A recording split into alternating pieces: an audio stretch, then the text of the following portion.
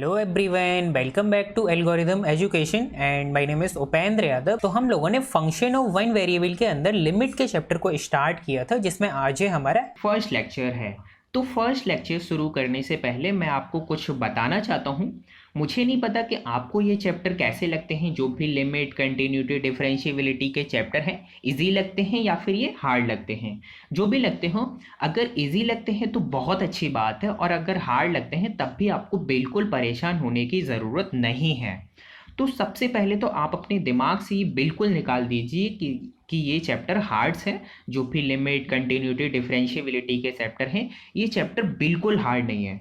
आपके लिए ये हार्ड इसी वजह से है क्योंकि आपने बेसिक को अच्छे से नहीं पढ़ा होगा। अगर आपका बेसिक अच्छा होगा किसी चैप्टर का, तो फिर आपको वो चैप्टर हार्ड लगेगा ही नहीं, और बहुत ही अच्छे से सारी चीज़ें समझ आएंगी जो भी उस चैप्टर से रिलेटेड होंगी। चाहे वो थ्योरम्स हो, स्टेटमेंट हो, या फिर कोई भी प्रूफ हो, कोई भी एग्जाम्पल हो। अगर आप बेसिक को अच्छे से पढ़ेंगे ना, तो उससे उस चैप्टर से रिलेटेड जो भी चीज़ें आप पढ़ोगे वो सभी चीज़ें बहुत ही अच्छे से क्लियर हो जाएंगी। तो इसी वजह से आज हम लोग इस लेक्चर में सबसे पहले लिमिट के बेसिक को डिस्कशन करेंगे। मतलब कंसेप्ट ऑफ अ लिमिट के बारे में पढ़ेंगे कि लिमिट का कंसेप्ट क्या होता है। ग्राफिकल अंडरस्टैंडिंग से भी हम लोग समझेंगे कि लिमिट क्या होती है। किसी भी फंक्शन की हम लोग लिमिट किस तरीके से निकालते हैं, ग्राफ को देखकर, फंक्शन को देखकर। तो जो भी कंसेप्ट होगा, हम उस कंसेप्ट को सबसे पहले बहुत ही अच्छे से क्लियर करेंगे, जिससे आपको सारी चीज़ें जो भी आगे के हम जो टॉपिक पढ़ेंगे ना, चाहे वो थ्योरम्स हो या फिर कुछ भी हो, जो भी टॉपिक होगा लिमिट से रिलेटेड, वो आपको बहुत ही अच्छे से समझ आएगा।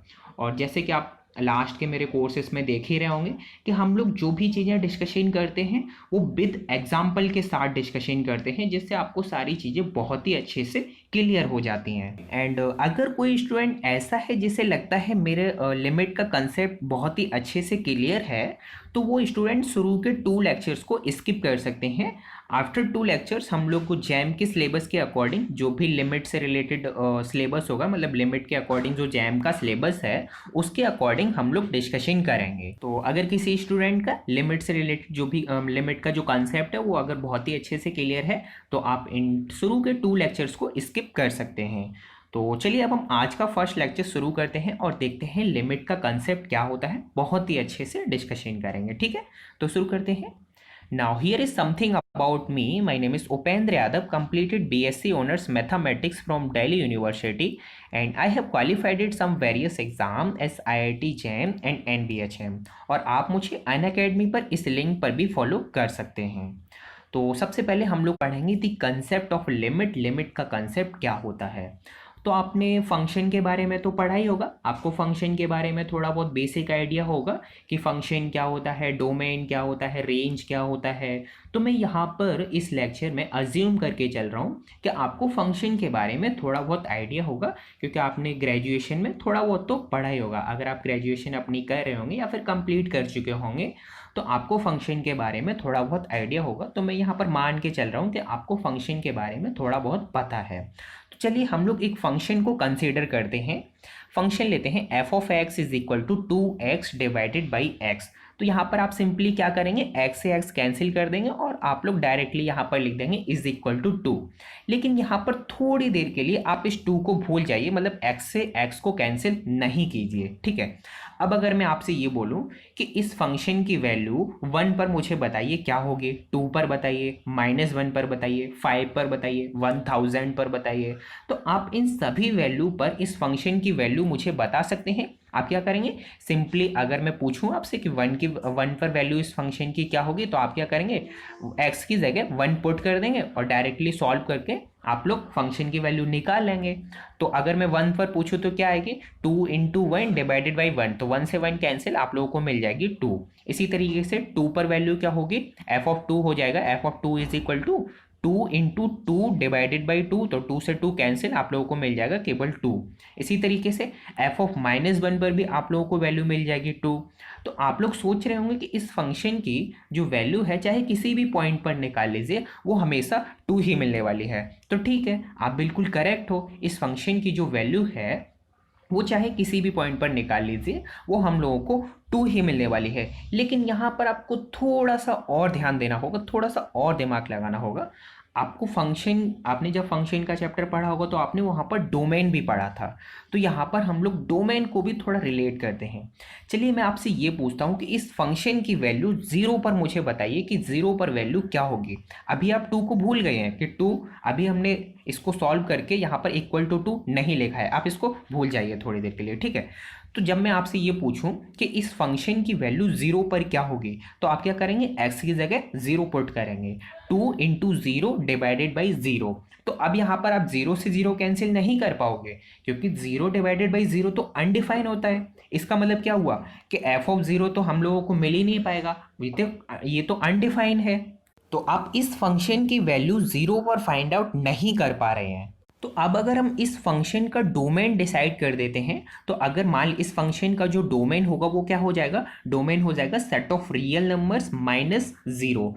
मतलब जो भी सेट ऑफ रियल नंबर्स में, सेट ऑफ रियल नंबर्स में जो भी एलिमेंट आते हैं उसमें से जीरो को आप माइनस कर दीजिए। देन उसके बाद आपको जो भी पॉइंट मिलेंगे ना, जो भी रियल नंबर मिलेंगे, वो सभी रियल नंबर, अगर सभी उन सभी रियल नंबर पर आप इस फंक्शन की वैल्यू निकालेंगे, तो आपको उन जो भी रियल नंबर की वैल्यू पर आपको इस फंक्शन की वैल्यू मिल जाएगी, ठीक है। कोई भी रियल वैल्यू, जीरो को छोड़कर कोई भी रियल वैल्यू ऐसी नहीं होगी जिस वैल्यू पर फंक्शन ये अनडिफाइन हो जाए। तो इस फंक्शन की वैल्यू हम लोग जीरो पर तो नहीं निकाल सकते हैं, ये तो आपको पता लग गया। जीरो के अलावा चाहे हम लोगों को कोई सी भी वैल्यू दे दीजिए, हम लोग उस वैल्यू पर इस फंक्शन की वैल्यू फाइंड आउट कर लेंगे। तो यहाँ पर हम लोग जीरो पर तो नहीं निकाल पा रहे हैं, लेकिन आपको ध्यान रखना है कि अगर हम जीरो की तरफ टेंड करते हैं तब तो हम निकाल सकते हैं ना। जैसे अगर मान लीजिए मैं आपसे ये बोलूँ कि एफ ऑफ 0.000001 की वैल्यू, 0.00001 पर आप इस फंक्शन की वैल्यू बताइए, तो आप इजीली बता सकते हैं ना, 2.00001 पर डिवाइडेड बाई 0.00001। तो ये न्यूमरेटर और डिनोमिनेटर से कैंसिल हो जाएगा, तो आपके पास क्या मिल जाएगा, केवल सिंपली 2 मिल जाएगा। तो अगर हम जीरो की तरफ टेंड करें तब तो आप इस फंक्शन की वैल्यू निकाल सकते हैं ना, चाहे आपको कितनी भी छोटी से छोटी, मतलब जीरो के बिल्कुल पास की वैल्यू दे दी जाए, तब भी आप इस फंक्शन की वैल्यू निकाल सकते हैं। तो इसी को हम लोग बोलते हैं लिमिट। लिमिट मतलब जीरो की तरफ टेंड करना। जीरो हो सकता है रियल नंबर, चाहे कुछ और भी हो सकता है, 1 2 कुछ भी मान सकते हैं, इन्फिनिटी भी हो सकता है।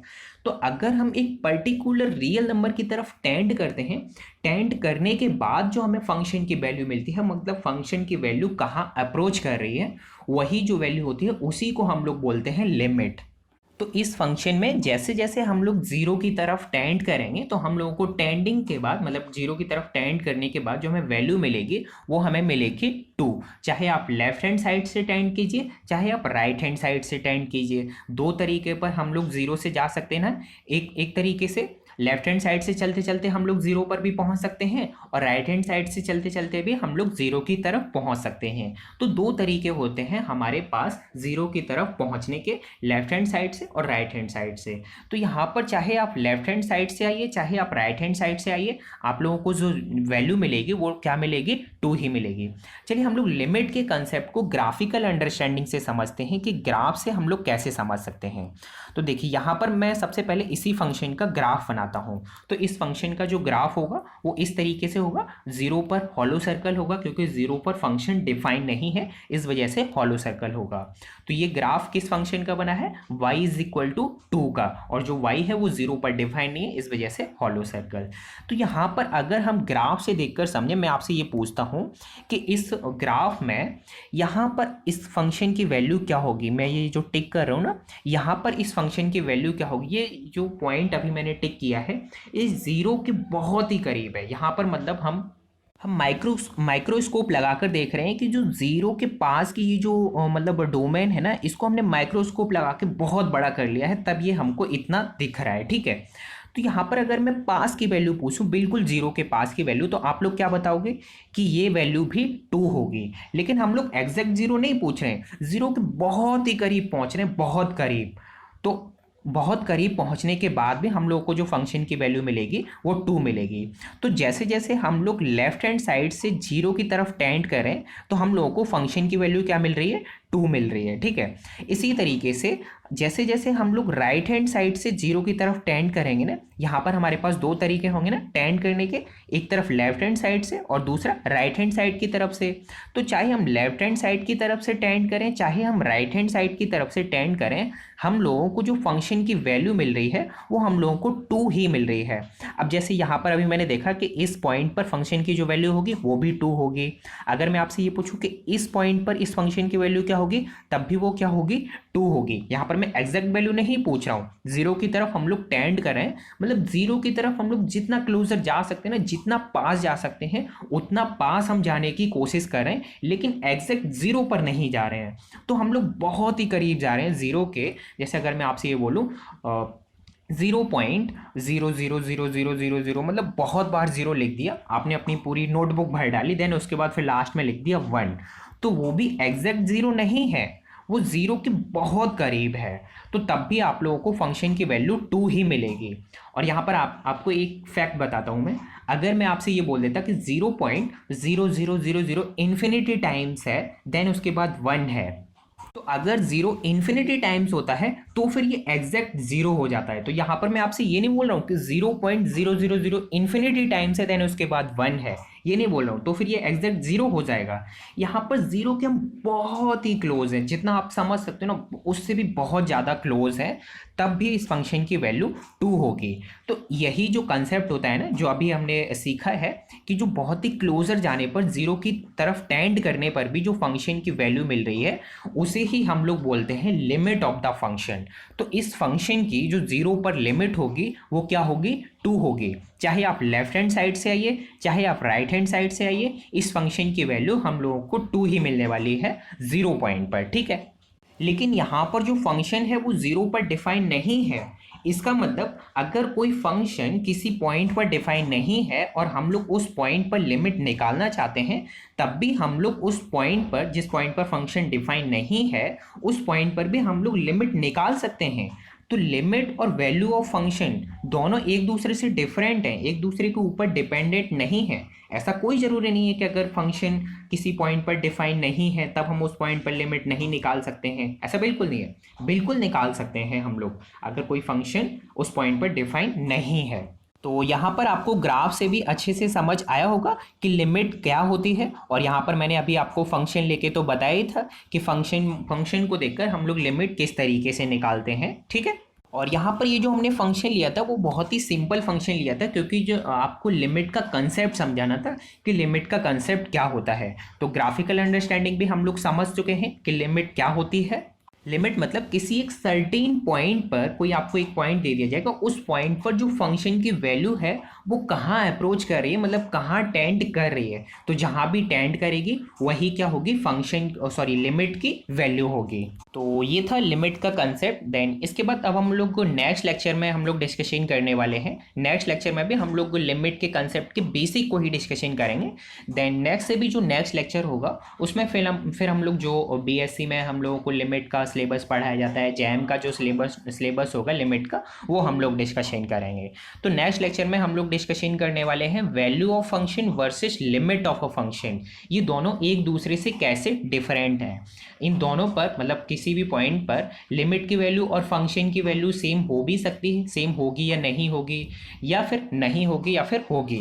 तो जो भी होगा हम लोग नेक्स्ट लेक्चर में डिस्कशन करेंगे। और अभी मैंने आपको बताया था कि जब हम लेफ्ट हैंड साइड से आएंगे या फिर राइट हैंड साइड से आएंगे तब भी हम लोगों को फंक्शन की वैल्यू सेम मिलेगी, या फिर मतलब यहाँ पर ये जो फंक्शन था उसमें तो हम लोगों को सेम मिल रही थी, लेकिन हम लोग और भी फंक्शंस देखेंगे, उनमें मैं आपको बताऊंगा कि लेफ्ट हैंड साइड या राइट हैंड साइड से आने पर फंक्शन की वैल्यू सेम हो भी सकती है और नहीं भी हो सकती है। तो जो भी ग्राफिकल अंडरस्टैंडिंग होगी वो हम लोग नेक्स्ट लेक्चर में भी डिस्कशन करेंगे। तो चलते हैं फिर हम लोग नेक्स्ट लेक्चर पर। एक लेक्चर और है बेसिक का, हम लोग उसको भी डिस्कस जल्दी से कर लेते हैं। और अगर आप लोग को आज का लेक्चर पसंद आया हो तो प्लीज़ आप इसे लाइक भी कीजिए, साथ में अपने दोस्तों को भी शेयर कीजिए। और आप लाइक करना बिल्कुल ना भूलना, क्योंकि आपके एक लाइक करने से ना हमें बहुत ही मोटिवेशन मिलता है कि हम आपके लिए और ज़्यादा से ज़्यादा कोर्सेज लेके आएँ, ज़्यादा से ज़्यादा लेक्चर्स लेके आएँ। तो आप लाइक करना बिल्कुल ना भूलें, ठीक है। और आप हमारे इस चैनल को सब्सक्राइब भी कीजिए, साथ में बेल नोटिफिकेशन को भी ऑन कीजिए, जिससे मेरी आगे आने वाली वीडियोस की लेटेस्ट नोटिफिकेशन भी आप लोग को मिल जाएगी। तो जल्दी से जल्दी आप लोग उन लेक्चर्स को भी देख सकते हो। ठीक है, तो आप लोग सब्सक्राइब करना बिल्कुल ना भूलना और बेल नोटिफिकेशन को भी ऑन करना। तो मिलते हैं अब हम लोग नेक्स्ट लेक्चर में। Take care.